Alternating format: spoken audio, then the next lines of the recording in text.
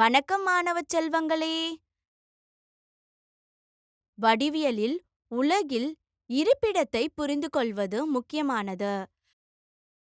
இடங்கள் மற்றும் பொருட்களை குறிக்க நிலையான குறிப்புகளை பயன்படுத்தி ஒருங்கிணைப்பு அமைப்பை எவ்வாறு நிறுவுவது என்பதை அறிக.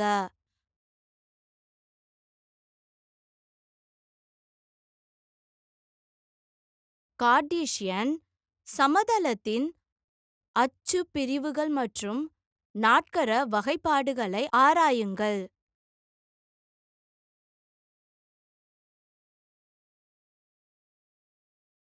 ஆயமொழி மற்றும் ஒரு சமதள பரப்பில் எல்லையற்ற புள்ளிகளை விவரிக்கும் ஆற்றலை கண்டறியவும்.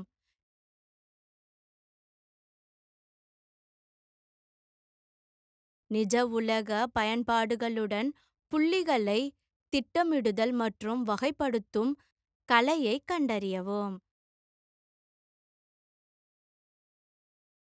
கற்றுக்கொள்வீர்கள்.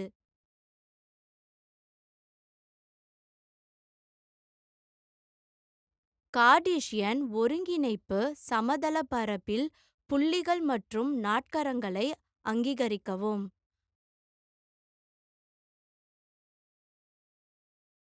வெவ்வேறு நாட்புறங்களில் உள்ள புள்ளிகளை துல்லியமாக வரைந்து வகைப்படுத்தவும். கோடுகள், கோணங்கள் மற்றும் ஆயத்தொலை அமைப்புகளில் முக்கிய கருத்துக்களை புரிந்து கொள்ளுங்கள். முக்கிய வார்த்தைகள்: ஒருங்கிணைப்புகள், நாட்கரங்கள், திட்டம்,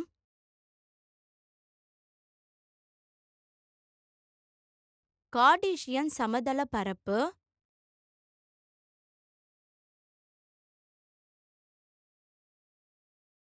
அச்சுகள்,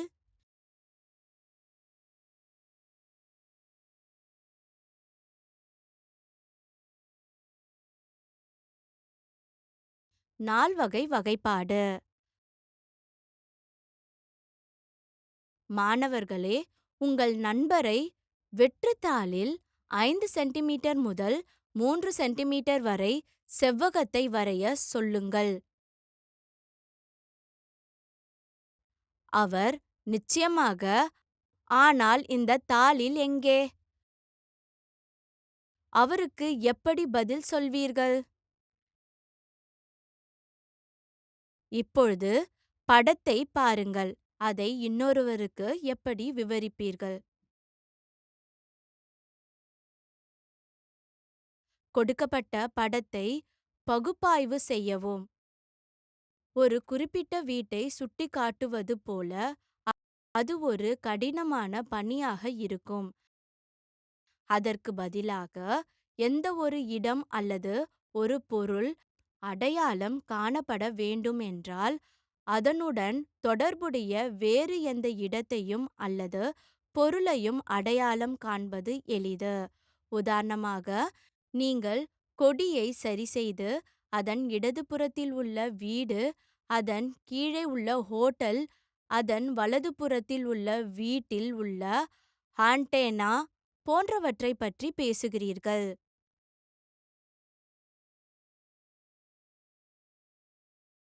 மேலே காட்டப்பட்டுள்ளதுபடி குறுக்குவெட்டு புள்ளிக்கு அருகில் கொடியை சுட்டிக்காட்டும் வகையில் 2 செங்குத்து கோடுகளை வரைந்திருக்கிறீர்கள்.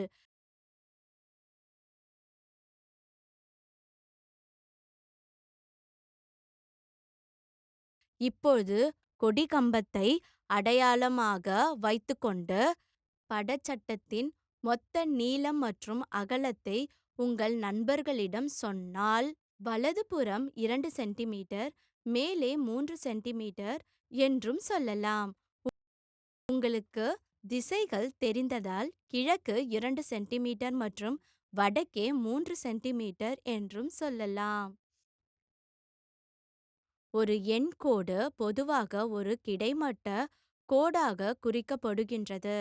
அதில் நேர்மறை எண்கள் எப்பொழுதும் பூஜ்ஜியத்தில் வலது பக்கத்திலும் எதிர்மறையானது பூஜ்ஜியத்தில் இடது பக்கத்திலும் இருக்கும். இப்பொழுது எண்கோட்டின் மற்றொரு நகலை கவனியுங்கள், ஆனால் செங்குத்தாக வரையப்பட்டது. நேர்மறை முழு எண்கள் பூஜ்ஜியத்திற்கு மேல் குறிப்பிடப்படுகின்றன மற்றும் எதிர்மறை முழு எண்கள் பூஜ்ஜியத்திற்கு கீழ் உள்ளன. இரண்டு எண்கோடுகள் எங்கே சந்திக்கின்றன? இரண்டு வரிகளுக்கும் பூஜ்ஜியத்தில் தெளிவாக உள்ளது.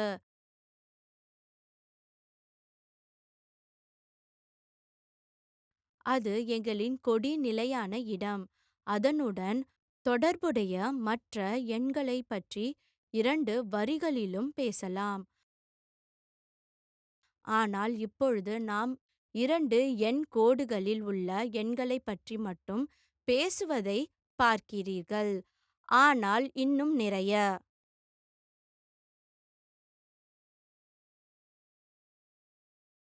ஒருவேளை நாம் இரண்டு வலதுபுறமாகவும் பின்னர் மூன்று மேல் நோக்கியும் செல்கிறோம்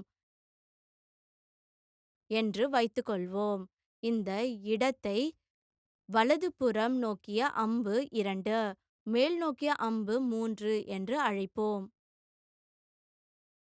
இந்த செங்குத்து, கிடைமட்ட, மேல், கீழ் போன்றவை அனைத்தும் மிகவும் சிக்கலானவை.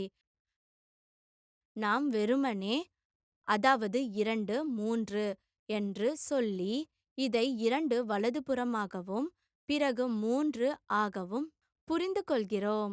முதலில் 3 மேலேயும் பின்னர் 2 வலதுபுறமும் சென்றால் நாம் அதே இடத்தை அடைவோம் என்பதை கவனியுங்கள். எனவே நமக்கு அறிவுறுத்தல் அதாவது 2, 3 அறிவுறுத்தல் 3, 2 போன்றது அல்ல. அதாவது கழித்தல் 2, 3 பற்றி என்ன? இது 2 இடது மற்றும் 3 மேல் என்று பொருள்படும். எங்கிருந்து எப்பொழுதும் 0, 0லிருந்து இது 2 வலது மற்றும் 3 கீழே குறிக்கும். கிடைமட்ட மற்றும் செங்குத்து எண்கோடுகளுக்கும் பெயர்கள் தேவை. கிடைமட்ட எண்கோட்டை எக்ஸ் அச்சு என்றும் செங்குத்து எண்கோட்டை y அச்சு என்றும் அழைக்கிறோம்.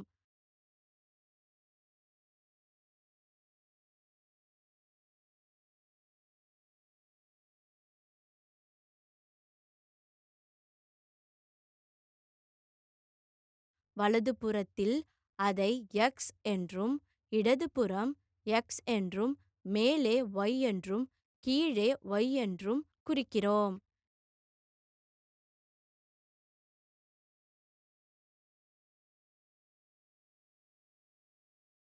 x ஆயத்தொலை அப்சிசா என்றும் y ஆயத்தொலை ஆர்டினேட் என்றும் அழைக்கப்படுகிறது. அச்சுக்களின் சந்திப்பு புள்ளியை அதாவது 0, 0 தோற்றம் என்று அழைக்கப்படுகிறது.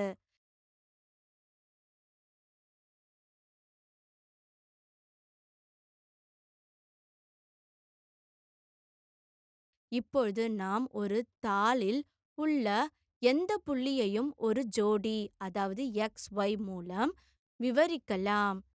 இருப்பினும் எங்கள் தாளில் அதாவது 1, 2 போன்றவை எதை குறிக்கின்றன? நாம் சில பெரிய அலகுகளை தேர்ந்தெடுத்து இந்த எண்களை குறிக்க வேண்டும். உதாரணமாக நாம் ஒரு யூனிட்டை 1 சென்டிமீட்டர் இவ்வாறு அதாவது 2, 3 என்பது அதாவது 0, 0த்திற்கு 2 சென்டிமீட்டர் வலதுபுறமாக நகர்த்தவும் பின்னர் 3 சென்டிமீட்டர் மேலே நகர்த்தவும் அறிவுறுத்தல் ஆகும்.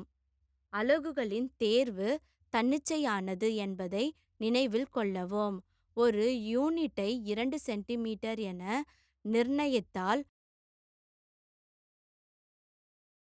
உண்மையில் சமதள பரப்பில் உள்ள அனைத்து எண்ணற்ற புள்ளிகளையும் விவரிக்கும் ஒரு மொழி இப்பொழுது எங்களிடம் உள்ளது. எங்கள் பக்கம் மட்டுமல்ல.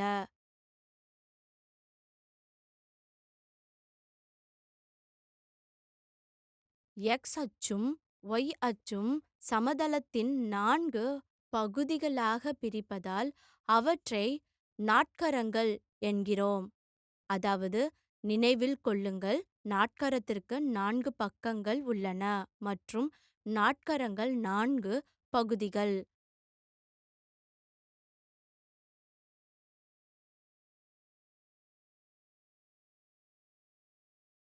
அவை பொதுவாக 1, 2, 3 மற்றும் 4 என எண்ணப்படும். மேல்கிழக்கு பக்கத்திற்கு 1, மேல்மேற்கு பக்கத்திற்கு 2, கீழ்மேற்கு பக்கத்திற்கு 3 மற்றும் கீழ்கிழக்கு பகுதிக்கான 4. இதனால் அவை அனைத்திலும் கடிகார திசையில் சுற்றுப்பயணம் மேற்கொள்ளப்படுகிறது. கார்ட்டீசியன் ஆயத்தொலை சமதளப்பரப்பில் வரைதல் புள்ளிகள். கார்ட்டீசியன் ஆயத்தொலை சமதளப்பரப்பில் புள்ளிகளை, அதாவது 4, 5 வரைய. எச் அச்சியை பின்தொடர்ந்து எக்ஸ் ஈடு 4இல் செங்குத்து கோட்டை வரைகின்றோம். y எக்ஸ் அச்சியை பின்பற்றி y ஈடு 5இல் ஒரு கிடைமட்ட கோட்டை வரைகிறோம். இந்த இரண்டு கோடுகளின் குறுக்குவெட்டு கார்ட்டீசியன் சமதளப்பரப்பில், அதாவது 4, 5 நிலையாகும்.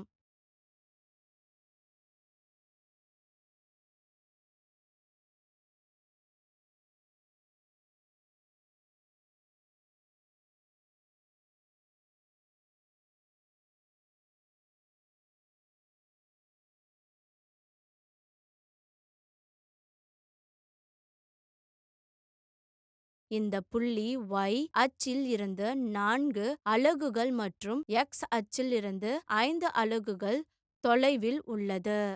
எனவே, அதாவது 4, 5 நிலை கார்ட்டீசியன் சமதளப்பரப்பில் அமைந்துள்ளது.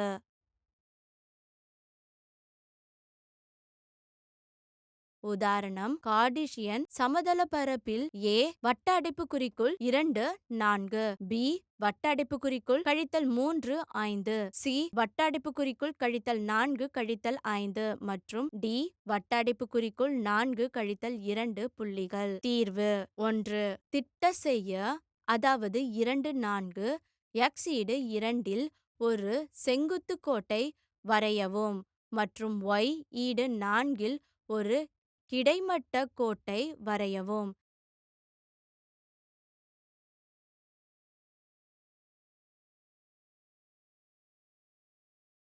இந்த இரண்டு கோடுகளின் வெட்டும் கார்ட்டீசியன் சமதளப்பரப்பில், அதாவது 2, 4 நிலையாகும்.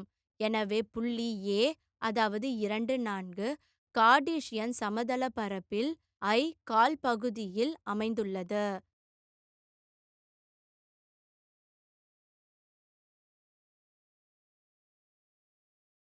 திட்ட செய்ய, அதாவது -3, 5 எக்ஸ் ஈடு -3இல் ஒரு செங்குத்து கோட்டை வரையவும் மற்றும் y ஈடு 5இல் ஒரு கிடைமட்ட கோட்டை வரையவும்.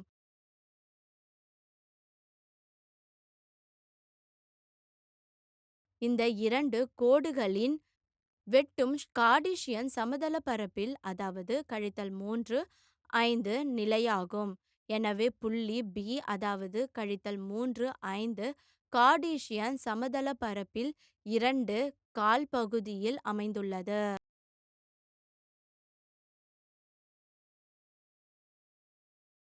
திட்டமிட, அதாவது -4, -5 எக்ஸ் ஈடு -4இல் செங்குத்து கோட்டை வரையவும் மற்றும் y ஈடு -5இல் கிடைமட்ட கோட்டை வரையவும்.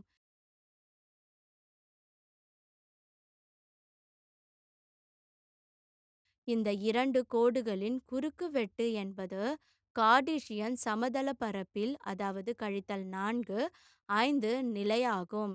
எனவே புள்ளி C, அதாவது -4, -5 கார்ட்டீசியன் சமதளத்தின் 3 கால்பகுதியில் அமைந்துள்ளது.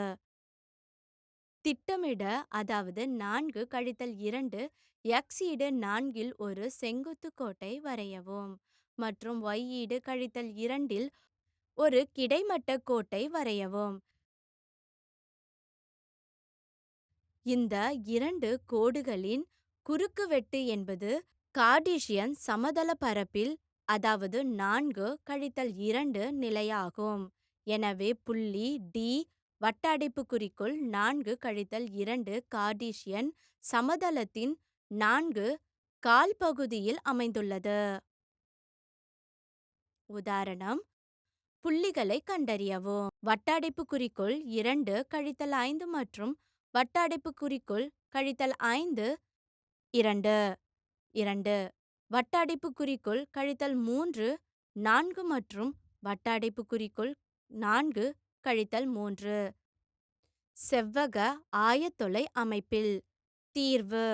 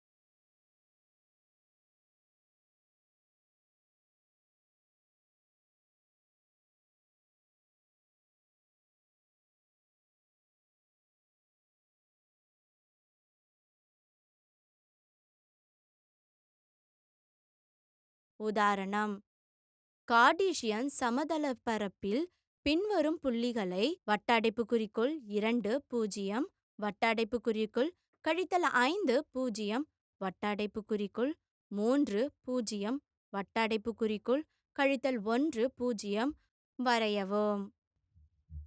அவர்கள் எங்கே பொய் சொல்கிறார்கள்? தீர்வு: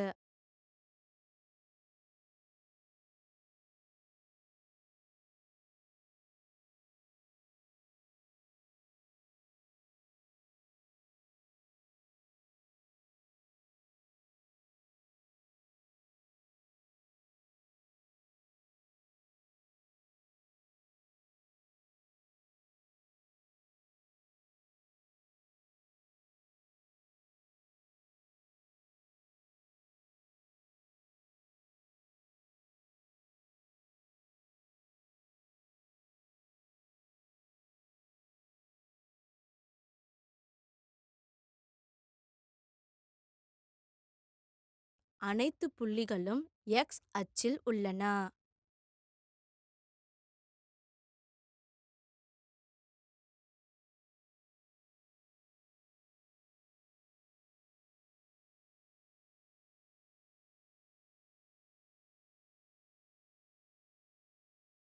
நினைவில் வைத்துக் கொள்ளுங்கள், கார்ட்டீசியன் சமதளப்பரப்பு x அச்சு, y அச்சு மற்றும் தோற்றம், அதாவது 0 0 ஆகியவற்றை பயன்படுத்துகின்றது.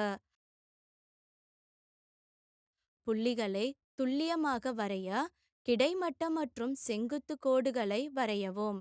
பின்னர் அவற்றின் ஆய மற்றும் தொடர்புடைய நாற்கரங்களை அடையாளம் காணவும். ஒரு அப்சிசா புள்ளிகள், அதாவது x ஆயத்தொலை, மற்றும் ஆர்டினேட், அதாவது y ஆயத்தொலை ஆகியவற்றை குறிக்கப்படுகின்றன. அவற்றின் அறிகுறிகளின் அடிப்படையில் கால்பகுதி வகைப்பாடு உள்ளன. ஆயத்தொலை அமைப்பானது அச்சுகளில் குறுக்குவெட்டு, நாற்கரங்களை ஒதுக்குதல் மற்றும் திட்ட நுட்பங்களை பின்பற்றுதல் ஆகியவற்றை உள்ளடக்கியது.